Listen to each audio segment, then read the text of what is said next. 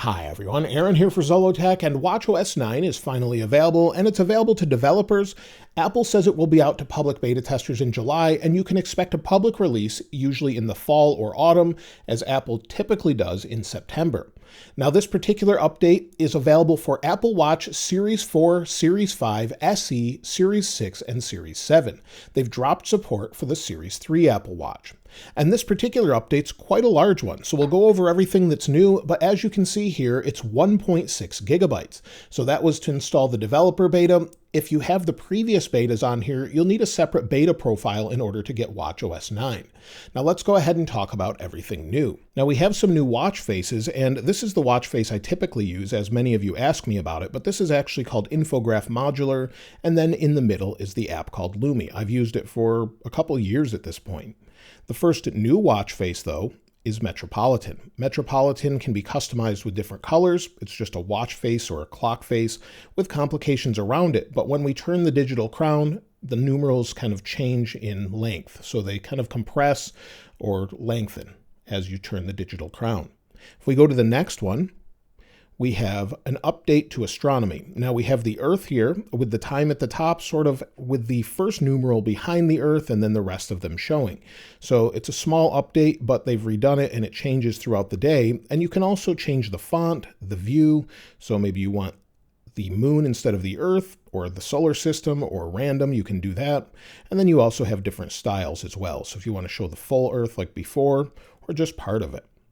There's also an update to portraits to now interweave sort of the animals within the clock. So it now supports cats and dogs so that they'll be recognized as sort of objects that can weave the clock around. It doesn't seem to be working yet, but similar to what we have with people in portraits, it will look like that. Also, we have an update called Playtime. Playtime is a new watch face that moves as you tilt your wrist. It's for children. It sort of has some depth to it. And if we tap on the numerals, they bounce back and forth. Sometimes they can bounce into each other, and they just move on the display.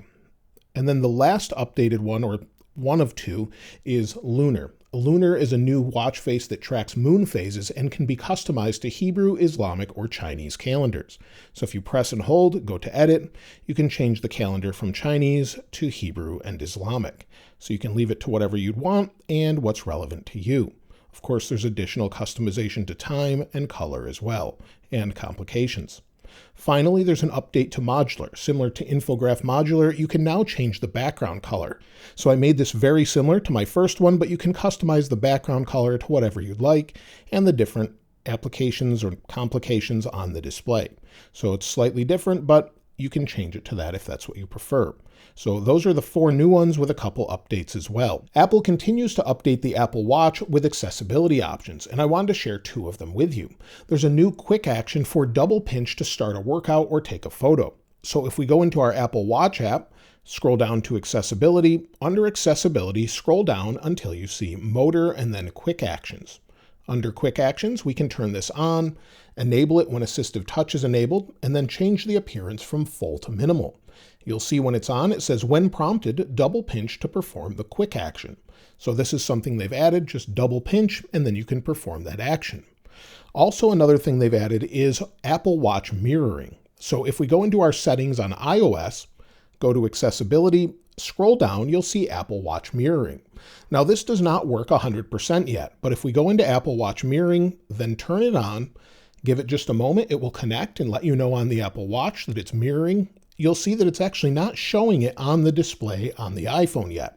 So maybe in the future it will show this, but I actually can press and interact and then just swipe and use it. So it actually works. It just doesn't work 100% yet. The buttons work, and also you can press either button, tap the digital crown, scroll the digital crown, and it works. So it works sort of, it's just not projecting what's on the Apple Watch back to the iPhone. So it's always great to see these updated. Hopefully this will be even better with future betas, and of course once it's released to the public. Siri gets a redesign, so Siri looks more similar to that of iOS now. It's a slight change, but you can see the little orb here, very similar to iOS. Also, we have new banner notifications. So maybe we're working out and someone texts us. We want notifications to come in, but we don't want them to take up the entire display. Now it will show as a banner, and I actually have an example of one, although it's not a great one. You'll see here it actually says low cardio fitness. I haven't been using my watch a whole lot, and I just went for a walk quickly. So I need to improve that, but it was a little banner notification. Additionally, if you have an app that's active, such as workouts, you'll now have it pinned in your dock. So if we go to the dock, it will be pinned at the bottom. Although I haven't seen this yet where it's pinned, but it will be pinned if maybe you're in an active workout. So we'll end that one. There's also new workout views. So maybe we're in a workout already. So let's go back into a workout and let's start maybe an outdoor walk. We'll let it go to ready. Now, if we rotate the digital crown, it will give us more information. So everything from our heart rate or active calories to our current activity rings. So depending on what you're doing, it will give more information. It can also give you power and elevation when you're running or if you're changing elevation. That information is here, and it should be updated regularly depending on what workout you're doing. There's also a new thing called heart rate zones, so you can quickly get a sense of your overall intensity level when you're training. So if you go into heart rate, maybe we'll go to heart here. You have heart rate zones now, and of course it's not going to check it since it's on my finger, but you have heart rate zones that actually show you information about your intensity, like I said, and training zones are automatically calculated and then personalized using health data, or you can manually create them based on a workout. So maybe it's getting that information off my finger, but it's saying my heart rate's 98, but it's on my finger, so I'm not sure how accurate that is. We also have the option to customize workouts now. So if we go back into workouts, let's end the current one here. It's just a walk, even though I'm not doing anything. So we'll go to the bottom, hit done, and we can customize a workout. So if we want to customize a workout, we hit add workout, and then maybe we want a fitness workout, or we want to change it up a little bit. So maybe we want to do tennis, and then under tennis, let's customize that some more. So you can customize the workout by actually adding different parts to it. So maybe adding a time duration, go to custom, maybe add a warm-up and a cool down in between, or an intense part, maybe if you're running, and it will keep track of all of that and remind you to slow down and maybe go to the warm-up part or cool down part while you're working out. So you can fully customize your workouts now. It will also automatically transition between multiple workout types for triathletes. So maybe you're going swimming, then you're going to switch to biking and then running. It will sense that and automatically switch for you.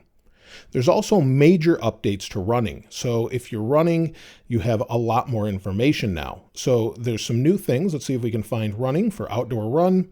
Under workouts, we'll give it just a moment here. And for outdoor run, there's a lot more information. So as you can see here, we have different zones. And these different zones are when you're warming up. Maybe it's intense, or maybe you're slowing down, or you want to customize these, you can fully do that. You can get instant feedback to know if you're on pace to meet a goal, or you'll also have dynamic pacing built in with notifications to help you pace and properly meet your goals. And it will also now measure stride length, ground contact time, and vertical oscillation to see how efficiently you run as well. So you can see that, as well as running power.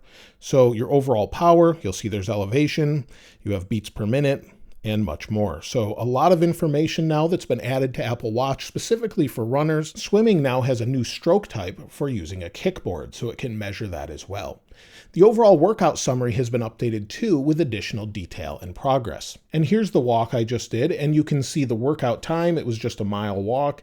The active calories burned, of course. Then you have different information, and you also have where I walked.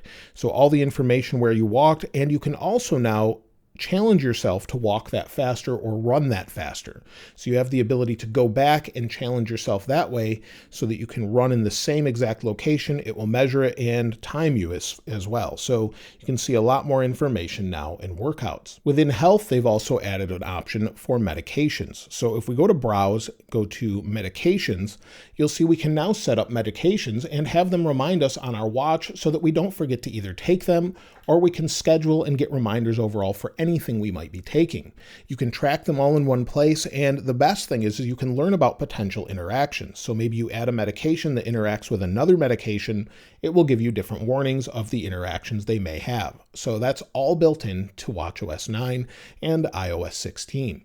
Now there's additional sleep updates as well. So sleep will show us more information now. So if you use sleep, I actually don't use it on the watch, but if you use sleep, it will track more information this time around, such as when you went into REM sleep or REM sleep or core or deep sleep. So there's better data to show sleep over time as well, such as heart rate and respiratory changes.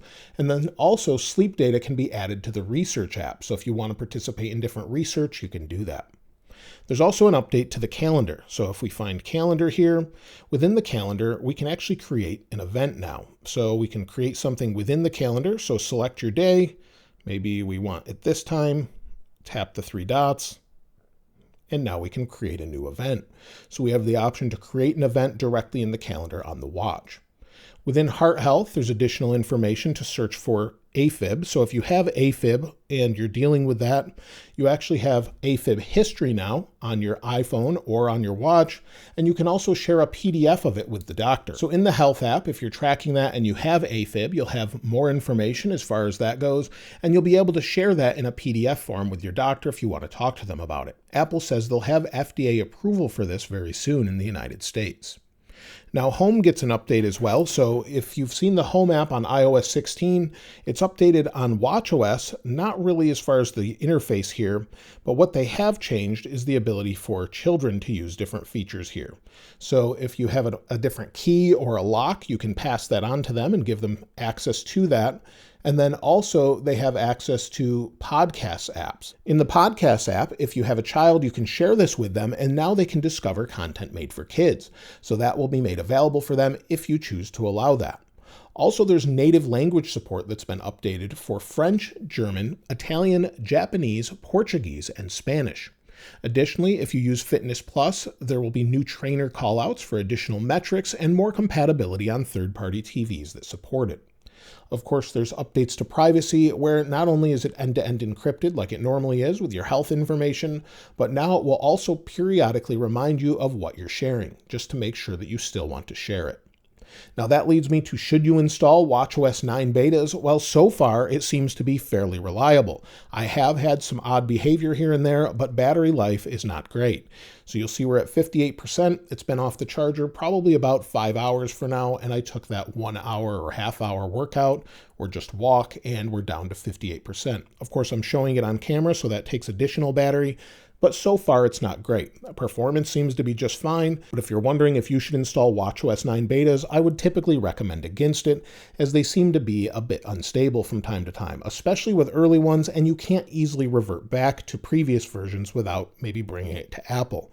So at this point, I wouldn't really bother with that. So that's everything with watchOS 9, and of course, if you've found anything else, I'd love to hear from you in the comments below.